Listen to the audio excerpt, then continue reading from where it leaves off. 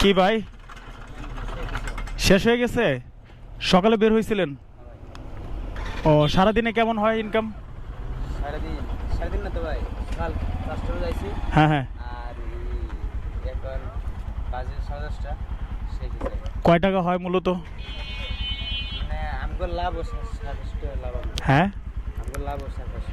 400-500 টাকা থাকে না? এখন বাসায় গিয়ে কি করবেন? এখন বাসায় গিয়ে ও, পরে আবার কালকে সকালে কি সত্যি কিছু আছে নাকি নাই দেখি তো। লাঞ্চলাম পরোটা আর আলুয়া। ও, হালুয়া একটু খায়া দেখি কি অবস্থা। খান ভাই। কয় খান ভাই।